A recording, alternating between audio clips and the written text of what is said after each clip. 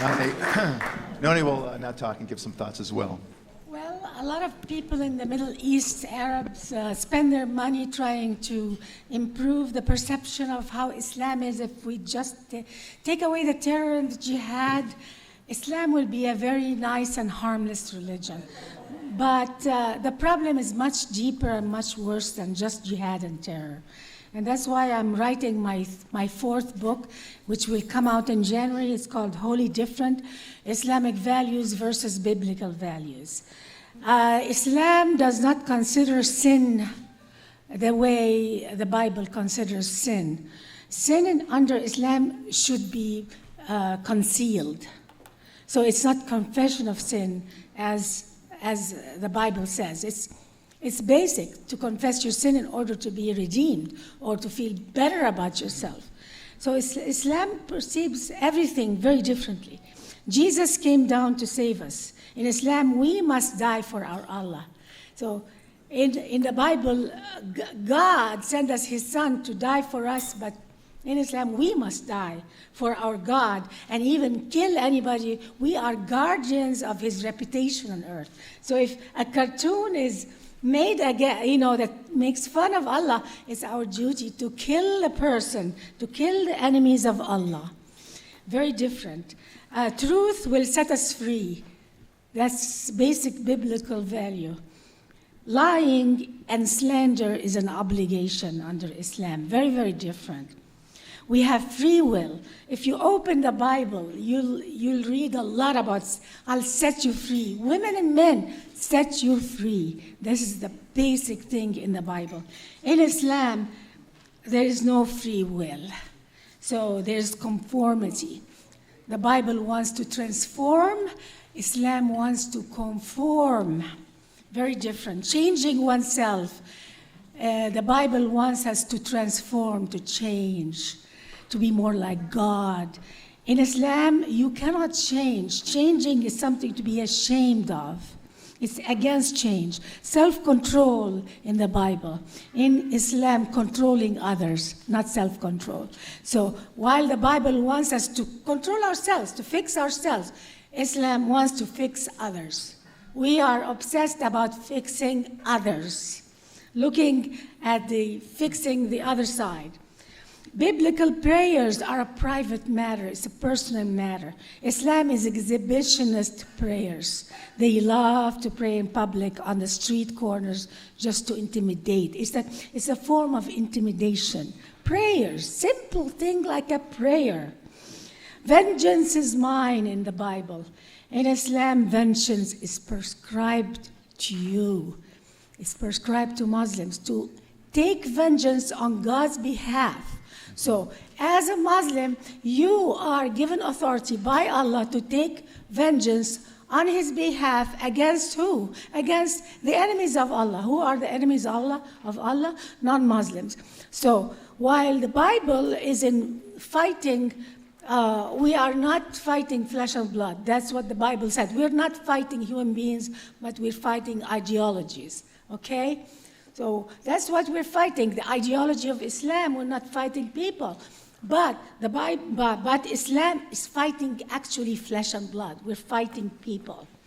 Love your enemies, hate your enemies. Islam is a covenant for, the Bible is a covenant for peace. Islam is a covenant with God for war. Praising in church, we hear praising. You go to the synagogues or the churches, you hear praising of God. Peace on earth. In Islam, cursing.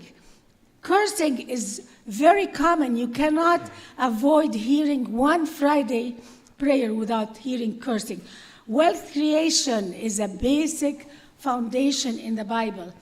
In Islam, seizing wealth from others is the value. That's how you create wealth. You seize it from others. 10 Commandments. Islam violated all the 10 Commandments, all of them. 7 deadly sins. Islam violated all the sins of the Bible. The family is revered in the Bible. It's God, family, country. This is the value of the Bible. God, family. In Islam, Allah, jihad. So jihad is before family values. Under Islam, the family is sacrificed for the sake of jihad. And a lot of people think that the value of a man is more important than women. But the dirty little secret about Islam is that they want the men to go sacrifice their life for jihad. So what do? They make women the enemies. Why? Not because they love the men, because they want them to go kill and get killed. So Islam has no value for nobody, the whole family, children. So family is a low priority in Islam. What's the number one priority? Jihad, and that's why men has to hate women. When it comes to feminism, even the concept of feminism, in the West, feminists are anti-establishment.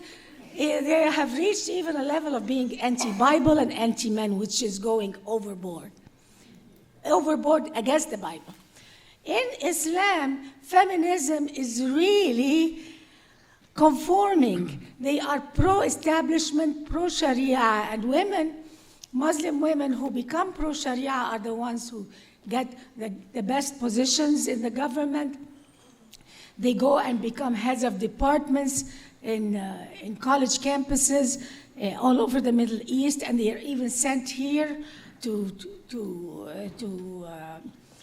they are rewarded, highly rewarded with lots of respect too. So for a woman to be a feminist in the Muslim world, she has to be with the establishment, with Sharia. And that's why a lot of people think it's women in the Middle East who are going to rebel and revolt against Islam. No. Women are another impediment, just like jihadists, because they are rewarded. Many of them bump heads with each other. Who are reporting on the bad little girls who don't cover up? It's the older women. So even Western feminism is different from Islamic feminism. We have a whole, even governments. The government, you cannot have any form of government except Sharia government, and that's why we could never have a democracy under Islam. It's against democracy. So it's in every field. And with that, I will conclude. Everything in Islam is opposite to biblical values. Thank you, Nonie. Thank you.